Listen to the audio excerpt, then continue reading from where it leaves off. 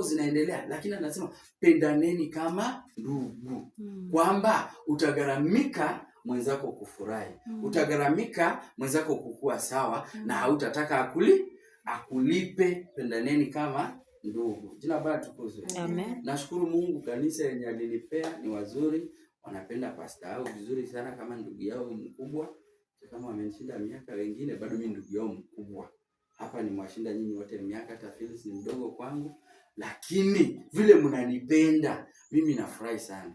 Sababu nikimiss chapo tenda kwa Phyllis, nitakula, nitarudi nyumbani. Hanitishi hata shilingi.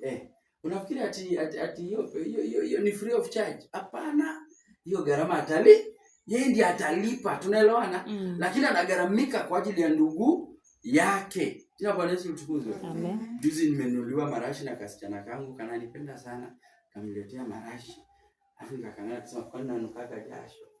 Ati hapana pasti, hii inanuka tu vizuri, nataka unukie vizuri. Alafu nikinukia vizuri utakaanga karibu yangu. Pastor, waacha hizo. Nimekuletea tu kama baba yangu basi. Mwambie asante. So nilikuwa namsumbua tu, lakini nimefurahi ameninunulia. Unajua hata ukinunuliwa kitu kidogo na ndugu yako aje, unafikiri alikuwa ana haja ya pesa? Yangetumia pesa kitu kingine. Lakini kwa sababu anakupenda, anagaramika kwa ajili yako. Biblia inasema pendaneni kama ndugu. Tuendelee. Na muwe wasikitivu na wanyenyekevu. Muwe wasikitivu na wanyenyekevu. Ushawahi sikitika mwenzako akiumia? Atuende unafeel wakati mwenzako anapitia jambo. Na tena muwe wanyenyekevu. Unajua mtu mnyenyekevu ni mtu gani? Ni mtu anajirudishanga chini. Mwenye kunyenyekea ni mtu hujirudisha chini.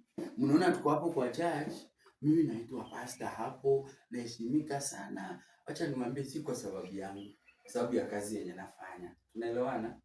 Ati kuna mwanaume anakuja anasimamisha Prado hapo, lakini akiniongelesha naongeanga na inama hivi. Mchungaji, kama wananisalimianga hivyo, like seriously, Prado uko nje. Nipige hesabu hata kumenyesha nitakanyaga tu matope nikirudi kwa hao. Lakini unaona ile heshima yenye unaona ananyenyekea, sio kwa sababu ati mara ni dhaifu ama ana pesa ama ni hata Prado ameacha nje, lakini ananyenyekea.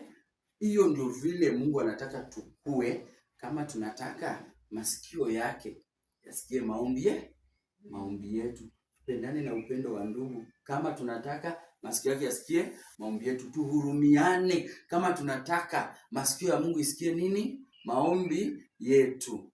Continue. Msilipe ovu kwa ovu. Msilipe